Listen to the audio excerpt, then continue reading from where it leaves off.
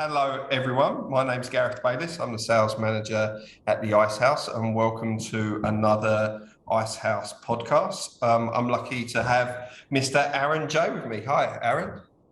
Hello. Hello.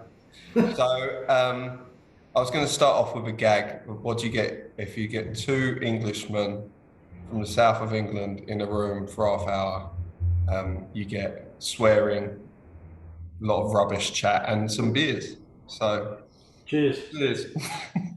uh, Aaron and I are lucky enough. Well, Aaron's lucky enough to have worked with me for the last 5 years now at the Icehouse. I haven't been counting. It's just too long like that. Aaron owns a business called Hortus down in Blenheim, and Hortus are one of our best clients over the years in the sense of how much activity you've had with us, and you believe in what we do, and we love working with you. So we feel very fortunate to have you on the podcast today. So just get ready. I'm going to be nice to you throughout this whole time. So it's going to be a bit weird because not based on our normal relationship. But can you start at the beginning, I guess, from who you are? Tell us a bit about Aaron and how you ended up in New Zealand and in Marlborough owning Hortus. Yep, no worries. Anything for you, Gareth. You know that. So I'm proud to be a father of two beautiful daughters, a husband, a brother, a son, an uncle, occasionally an auntie, depending on the time of the day and what day of the week it is. I'm also the managing director of Hortus, which I took over ownership of in 2009. It was established for about 7 months before that, previously known as Marlborough Wineworks.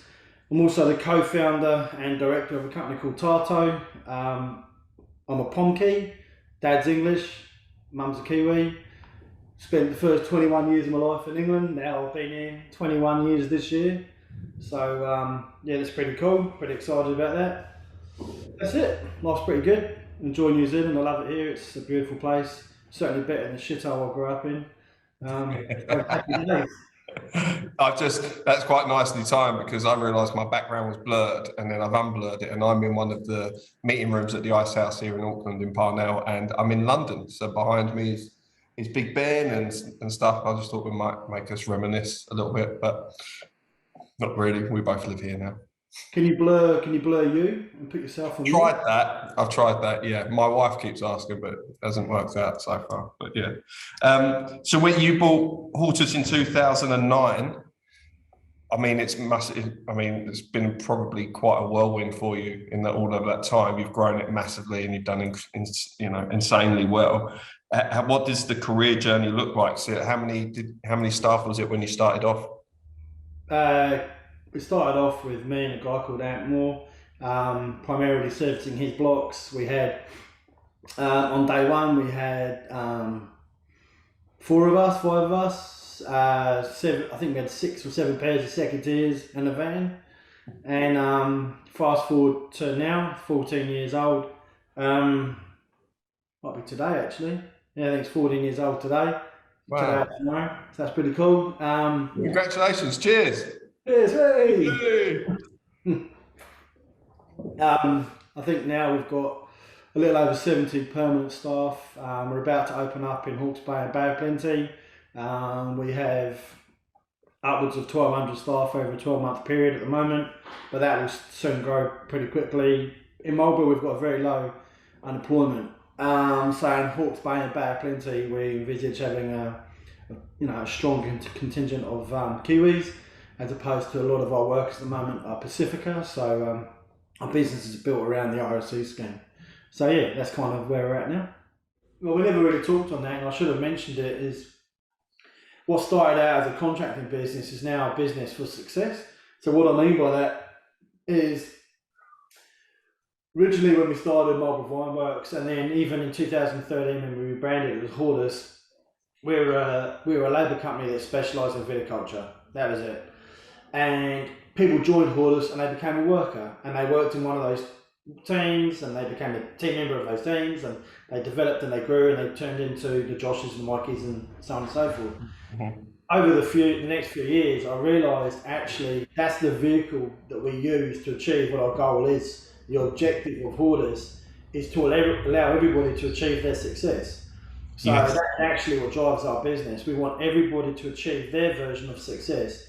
How we do it is by providing machinery, by providing labour, by providing technical experience around running orchards, vineyards, or accommodation. That's how we do it. That's the vehicle.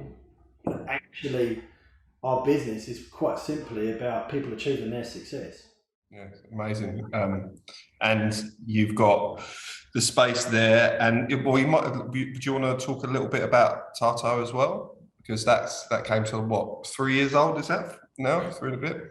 Oh, it's almost 5 actually. So originally Tato was designed in-house as a tool that we wanted in Hortus to give transparency between the field and the office. So try and build up the trust between the employer and the employee. Not that there wasn't any trust, but it's just the biggest issue employers and employees have generally is around wages and fair pay and transparency, especially when you're getting paid piece rate. And what I mean by piece rate is the more you do, the more you get paid. You've got minimum wage or living wage as a buffer, but anything you earn above that is what you get paid. So, excuse me, I've got beer burps. Yeah, so for us, we wanted to speed up the process as well. And our best people weren't necessarily leaders, because a lot of them, English is a second or third language. They don't necessarily know how to write or read particularly well. So this tool just simplifies all of that. So the best people end up running the crews. True leadership skills as opposed to what we would consider traditional management or academia skills. So we don't rely on those so much anymore because of Tato. So yeah, it's been an incredibly powerful tool. It's changed our business quite simply in that we are able to predict our growing seasons out exactly to the day, the number of people we want, to the hour that we're going to be able to do things. Horses for courses, where I put the right people in the right jobs, make sure they earn the most money, have the biggest impact on their families, their communities, and our business. But a good outcome for the client as well. So all in all, a pretty wicked bit of kit. I can't take any credit for it at all. The team that run that, and Amy, my cousin, who designed it, along with another guy called James, they've done incredibly well. We've now got a guy called Sydney running it, and to be perfectly honest, mate, it's all a little bit too much for my tiny wee brain, and I just leave them to it and let them get on with it. It's a separate company now, and they're doing really, really well. Very proud of them. I think your humility is one of your better strengths. So yeah, often when you meet, you say, "Oh, it's not me, it's the team and stuff." But let's be honest, you've grown an amazing business there. And the reason you're on this podcast is you did the owner manager program. I can't remember what number it was. 27. 27. Yeah. So how long ago was that? I don't know. What's that? 12 years ago? Yeah. Something like that. Yeah. And she did that 12 years ago, but how was that? Was there a reason for you doing it at that time? Did you know someone had done it? How did you become part of our network? Well, I knew someone. They didn't know me necessarily at the time, but actually what happened was the bank manager, the local bank manager, a guy called Joe Walker, who's now works for one of our competitors, ironically, but he's a top bloke and he really supported me in the business at the time. He was our BNZ bank manager. He pushed me to do the course. So I procrastinated for probably 12 months. Didn't really have the confidence. Really didn't feel like the business was really up to it. The more I researched, the more I found out about it, the more I realised it was for more established business, or at least I felt it was. I was at a Achieving Business Growth program with you guys. I think it's a 2 or 3 day one. Or was back then, and that's actually how I met Steve Doki and Duncan McFarlane, the CEO of Indivin, was there, and he was talking about the owner manager program and the impact it had on his life, and given his story and what he's done, that was a big statement, and he's not one to say things for shits and giggles. So I thought, well, maybe I should give this a whirl. Jumped on it, and here we are. So I mean, obviously you can't put it all down to the Icehouse, but I think the Icehouse certainly had a major part to play. And one of the biggest things for me was on the day turning up, I was shitting bricks. I was like, mate, this is not me. This is not for a boy like me, you know, I was 30 years old at the time, didn't know shit from clay.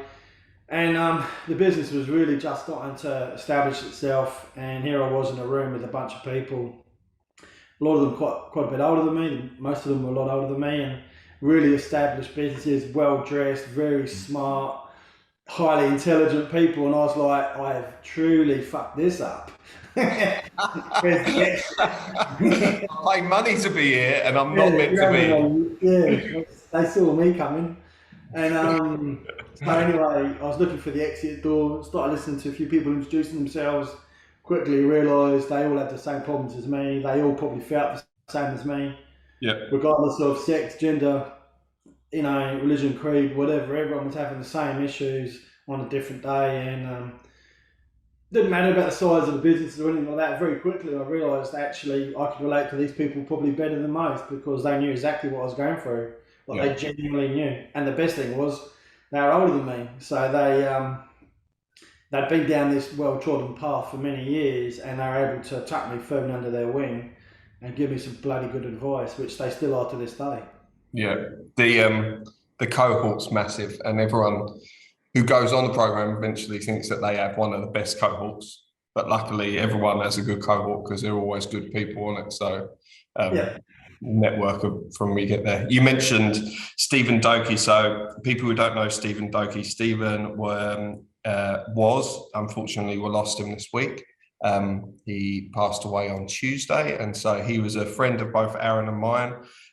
He was a partner with the Icehouse, and he was the insurance broker for Aaron, but he's done quite a lot for both of our businesses. He's a good bloke. So yeah, that was part of when I first met you as an introduction from Doki. Obviously you were an Icehouse alumni anyway, but he said, oh, you should go see Aaron. You know, that was one of the first things he said to me. And so we popped down, and then the rest is history. But yeah, cheers to Stephen if he's watching us. He's a great guy. He's also done the owner manager program as well. He's live it as what was one of his sayings, do as you expect, so if he's getting people, he was encouraging people to do the owner manager program, so he knew that he had to do it as well, and that helped him. He had a firm belief in building good leaders, because good leaders build good businesses, and good businesses build good communities, and I 100% wholeheartedly believe in that statement. Yeah. And I think that's his legacy, to be honest. It's something that we're embracing here. So no, he's a legend, mate. He's a good man. Shame he was an Aussie. He wasn't too bad for an Aussie. He's the only person who I've really kind of warmed to calling me a fat Aussie prick, a fat pommy prick. I was looking through emails this week, reminiscing about our times, and we talk every day. I still think he's going to call me today, if I'm honest. And but I was looking through some of the emails. He introduced me to someone who he wanted to do the owner manager program, and he started off by saying, "I apologise that I'm introducing you to a fat Aussie prick, fat pommy prick, but trust me, he's going to help you to get on the owner manager program." And I think that was Hamish Ryan or someone like that who ended up doing the program. But it was an interesting way to introduce people, but he did it. It says what you got. So, I mean, your business has grown quite a lot. I mean, I think that, if you think about when you first walked into that room and you felt a little bit like you shouldn't be there, I think a lot of owners do that on the owner manager program. They walk in there and they feel a little bit like they've got this, they don't deserve to be in the room. But everyone has to be over 3 million turnover. That's a fundamental rule of the program. So everyone deserves to be there. But was there things that you were challenged by at that time that made you do it? Or was it just you needed to deal with the growth that you was having? I suppose it's a case of you don't know what you don't know again. I don't know many other providers. The ones I looked up didn't really relate. You guys look modern, sharp, clean, crisp. I was talking to Nina at the time, which was a young, go-getter type girl or woman, and there was no bullshit. There's a lot of alignment. So when I was talking, in all honesty, at the time, I was questioning whether I should be even in business. So I was like, am I cut out for this? I don't know if I am. And I looked at all these courses, and they were 3 months, 6 months, a year, huge amount of time. I was working 18 hours a day at the time, and I was like, fuck, how can I do one of these courses? Yeah. And so when she was like, it's 3 days, she literally forced me to do it in the end. It was like, just called bullshit on me. He said, "No, I'm just signing you up." And I was like, fuck it. What's the worst that can happen? You know, and that's kind of, it wasn't, I don't know if it was me choosing the Icehouse. I felt like it was probably the Icehouse choosing me a wee bit. Good. There's a quote. No, I just knew that I was lucky enough.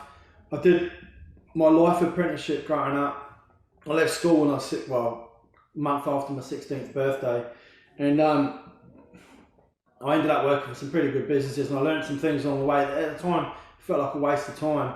But when I eventually went out on my own, I realised actually that was effectively my apprenticeship into business ownership. So worked for Lloyd's Bank, learned a lot about investment, learned a lot about money, a lot about finance, lending, loans. I managed to get my loans probably when I wasn't really entitled to it.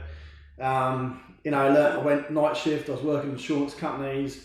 I did a lot of sales and marketing for a company over there as well. So very quickly, I got some really good skills together that became quite useful years later. So for me, when I went on the course, I was very aware of that. I am still aware that there's a lot I don't know, and you don't know what you don't know.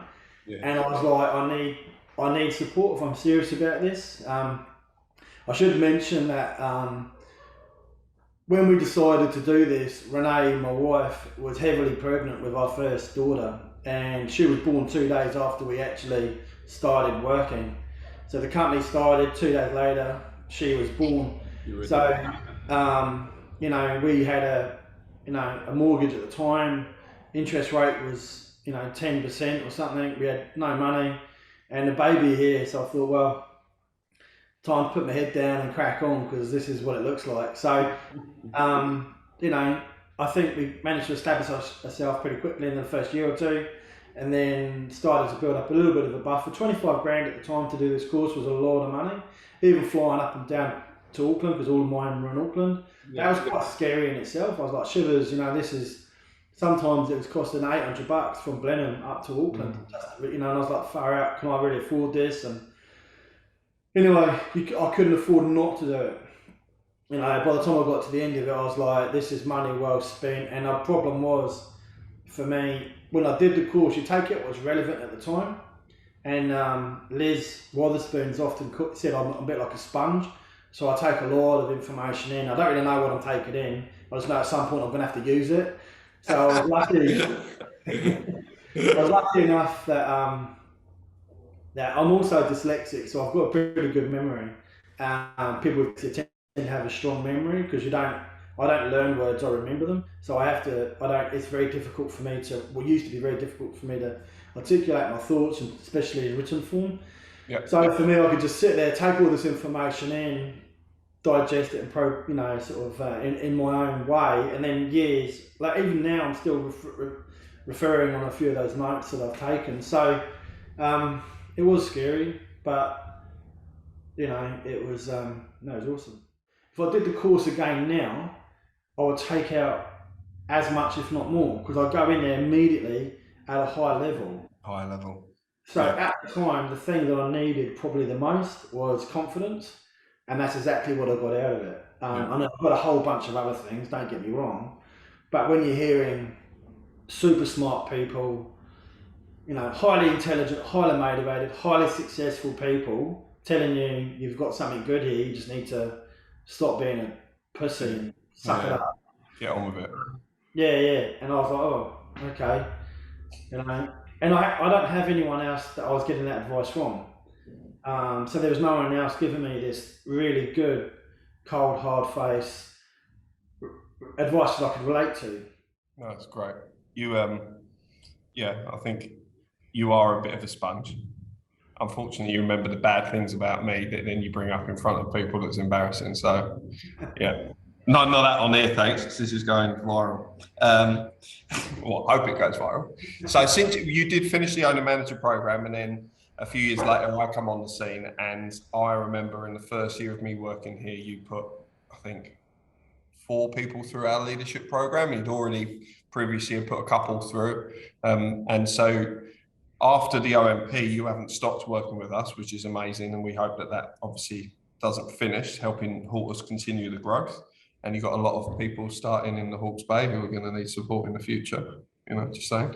But you obviously believe in what we do. Is there a reason? Is there something that's kept you with us on the way? Because yeah, well, the previous person to you was a lady called Nina. She was really good, and Raywin's great, Liz is great. I mean, you're a bit of a twat, to be honest, but everyone else is awesome. So that's why we keep coming back, and I can give you plenty of shit. So that why you don't ring me anymore?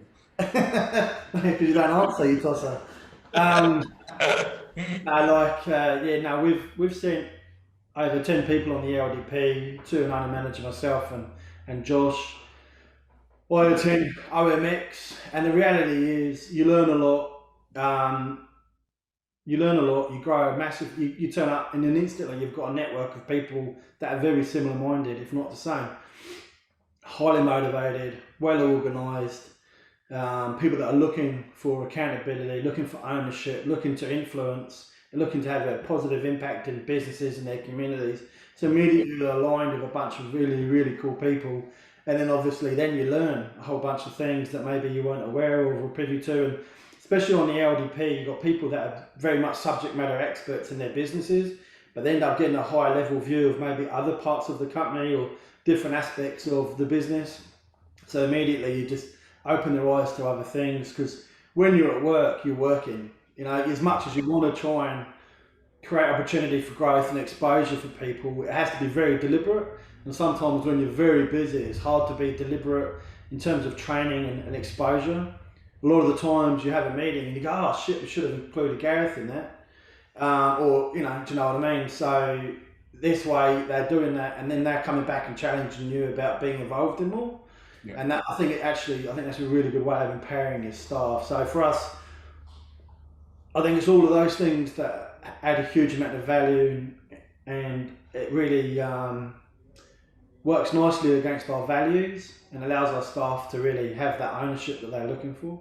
Yeah, it feels, obviously what we feel works quite well is that often you get an owner manager do the OMP, and then the leader does the LDP, and all of a sudden you and the person on the leadership program and the owner's done the OMP start to talk a similar language about hopefully driving the business forward and starting to work on it rather than in it continually the whole time. And being someone who got luckily promoted here at the Icehouse and then I got put through the LDP, what it definitely did for me is it made me understand other things away from sales. I'm a sales manager. I know sales, but thinking about planning for the future, the financials of the business, things I just wouldn't normally have ever done.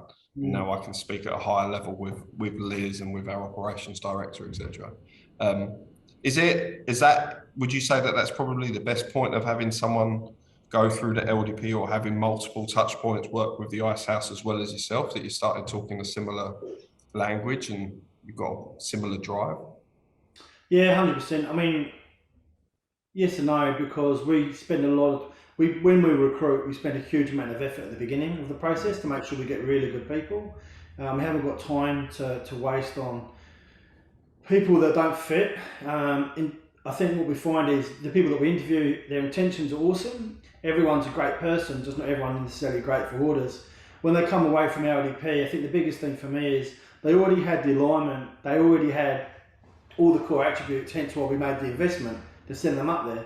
But the thing is, when they come back, one of the biggest thing is for me is they understand risk, they understand what the owners are doing, maybe a little bit more detail. They've now got a whole nother, as opposed to me telling someone, I've just secured my house against the loan to buy X, Y, Z or whatever. They're now looking at it and hearing it from other people. And sometimes there's other owners in there, so they get another perspective around the same thing. So I think because I don't share a lot of these things. I don't want people to worry about. I want them to be very focused on the business. We're outcome driven. Let's focus on where we're going as opposed to, the potential risks. They become a lot more understanding around what owners do or don't do and why they don't do what they don't do or whatever, if that makes sense. Yeah, you're right. Yeah. Also, you get that network's massive. I sat in a room, 25 other leaders from around the country, and, first year in this role, there was a few things that I wanted to achieve or wanted to kind of address, and I didn't really know how to do it. And it was actually a chap down in Aitken Joinery who was on the leadership program with me, and I think he was the sales manager or the GM of Aitken Joinery. And I don't know if I should mention him. I won't mention him. He knows who he is. He's a good guy. But I then was away from the Icehouse. I didn't have to ask anyone about the Icehouse about these issues, and I started talking to him about it. So that network for me was immense. It was amazing. And you said it earlier about the network from the owner manager program, but then you said OMX, which is another way of meeting other owners. And then you've been to the Icehouse conference a few times, and that's all just meeting new business owners from around the country. Yeah, exactly. I mean, yeah, the power of the network's huge. And one of the things we've always done is we deliberately haven't sent two people on the same course. We've done it once, but there was a reason why we did that. But otherwise, everybody else has gone on their own course. Otherwise, you send two people, there's 24 in the room, they've now got effectively a network of 11 each. Yeah. Whereas if one goes, they've got a network of 23 or 22 or whatever the number is, you know. So for me, it's much better. And if they're on that course together, they stick together, they might sit together, they have breakfast, lunch and dinner together. They influence each other without even realising it. Yeah, exactly. So it's much better for them to go. And if we've got an issue inside Hortus and we're like, oh, actually, we're not too sure, you know, we've got 12 of us that can reach out to a network of, you know, a couple of hundred people and get another perspective. And they're pretty much 99 times out of 100, they'll all respond with, you know, pretty honest, good advice. Yeah. So yeah, no, it's that in itself is powerful, but not also forgetting too. It's all well and good meeting the people on the course that have paid to be on the course, but you meet the likes of Raywin, Liz, Chris, Dale, Deb, Joe, you, others. You know, so it's pretty cool as well. You don't actually meet me on the course. I just make you go, or get my team to make you go, and then leave it. But yeah, you're right. And they're amazing. You know, they've been around for many years. We feel lucky that Liz says it all the times, but you know, I'm thankful that Liz continues to want to play in our sandpit as well as all of the others, and we can get amazing expert speakers to talk about all different things throughout all of our programs. But you know, the core people that are still here, it's amazing that they're still with us and will continue to be, which is good. So I mean, thinking about business owners, is there anything in the current climate, something that you know, if you used to meet someone for the first time and they're starting up some, you know, a business similar, not a competitive, but similar business, what advice would you think you would want to give them, or you'd like to hear if you were 10 years ago? Yeah, I think I thought about this a little bit because I've had this question posed to me a few times, and I've kind of got it down to two phrases now. People will agree or disagree, but that's my perspective. But I think when you're going out on your own, if you're really serious about a business, and what I mean by serious is having a really good, building a really strong business, a sustainable business that has meaningful impact, not a non-for-profit, but a profit for good. If you want a business that has a genuine impact in people's lives and you can grow a strong, sustainable business, these to me are the two core things. Learn to be comfortable being uncomfortable, and you've got to be consciously selfish to be sustainably generous. And I was over generous, ran out of money, done all these things. It wasn't a case of giving the money away, being willy-nilly. It was a case of just trying to be a good bastard. And the reality is sometimes you've got to be a little bit more selfish to build up a strong business, so you're there for the long haul. Otherwise, you give it all away and you've got nothing, and that's the end of it. And then you don't employ anyone. And as a business that employs 1,400 plus people, we've got some serious responsibilities now that we didn't anticipate when we, were sitting around the dining table doing the pay slips the first week. So for me, they're the two main ones. Learn to be comfortable being uncomfortable. You've got to be consciously selfish to be sustainably generous. Amazing. And so the future for Hortus is growing again, moving up to the North Island? Yeah. So one of our goals is to have the biggest impact that we possibly can in our communities and the communities that we recruit from. We believe that we're a good business. We believe we're doing business for the right reasons. Our clients, I think, agree, and they seem to be pretty happy with what we're doing. And when I say clients, I really mean partners. Without them, we actually don't have a business. In our mind, we've got two customers: one we pay, one we invoice. If we look after those two, then we're in pretty good stead. So we've got a lot of people in the business in Hortus that want to grow, that want to develop, that want to keep moving ahead. And in Marlborough, there's always going to be some form of restriction because there's predominantly one industry, one region. So we want to push and develop in Hortus into new regions. So yeah, we're in Hawke's Bay this year. We'll be in Bay of Plenty this year. We'll be in kiwi fruit, apples, pears, squash. Pushing further, pushing harder, learning new things. We're providing accommodation at what they consider a national level, in terms of the top standard around our seasonal workers. So building more really state-of-the-art accommodation for these workers as they travel to New Zealand for a moment in time. So yeah, no, it's pretty exciting, and this year I think we're gonna go again, one big jump, another big move, and then from there I suppose we'll start looking further afield again, because quite seriously we develop a strategy for growth, and then we turn around and ask our staff what they want, then we build their success into our strategy, and then we try and find the balance of trying to achieve all of that. So yeah, it's pretty exciting right now. Oh, it's amazing. And I think, what you've done, you should take stock and be proud. And it's great that you're on that next stage of growth. And you said something there that really resonated with me, is that, seeing clients as partners. And I think that we try to do that, and we feel fortunate and a privilege when people sign up to the OMP. But someone like yourself who's gone on the journey of growing their business and had us as a partner on the way through, and investing in the team through using us, we feel stupidly privileged to be a part of the Hortus journey as well. And I do too. I mean, I remember 3 and a bit years ago coming down to the 10-year anniversary, and it was a bloody great night, but just seeing the effect that you as an owner, and you have to take ownership of this, Aaron, that what you personally had on those people was amazing. And that's continued, and now you've got the new leaders doing that within the region. So good on you, mate. I think it's amazing what you've done, and not just a client, a friend. So thanks very much for doing this today. I should say you're not comfortable with doing this kind of stuff. This is why we said we'd have a beer. And so I think you've done bloody good. Do you think you've done all right? Oh, I don't know, mate. We'll find out. Sure. It might not make the website, to be fair. The team here will soon tell me. I can guarantee. No, love your work, mate. Really appreciate everything you've done, and thank you for being you and helping us on doing this podcast today as well. So cheers, bud. Oh, my pleasure, mate. Thank you. Thanks to everybody there. And also should mention Andy Hamilton. He actually had a big influence on me. He's been a really good bastard over the years. Good advice, honest advice. David Irvin, Peter Lucas, Emmett Hobbs, Rex Howe, all those guys, mate. Honestly, they had a huge influence on Hortus. Probably the biggest one is Peter Lucas, when he asked me if I was a vineyard contracting company or a labour provider.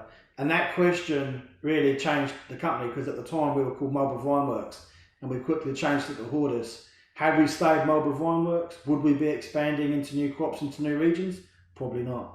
So yeah, it's a big thanks to everybody. You can't forget those guys. And not just to do another selling point, but that's the point of it. Get yourself out of there, and to start talking and being questioned by people externally is the reason we still exist to this day. And not only saying that, the referrals, people who refer us work is amazing, and you are one of the biggest referrers of people to do the owner manager program. If you wanted it, you could have had probably 300 cases of wine by now, but you don't necessarily want it because you got a lot on. So we ask other stuff of you and get you to do podcasts instead. So cheers. I do buy you occasional beers. I didn't buy you that beer you're having today, though. So yeah, awesome. Thanks again, buddy. Appreciate it a lot. Take care, eh? Look after yourself. Love to the family. You too, mate. Thanks, bud.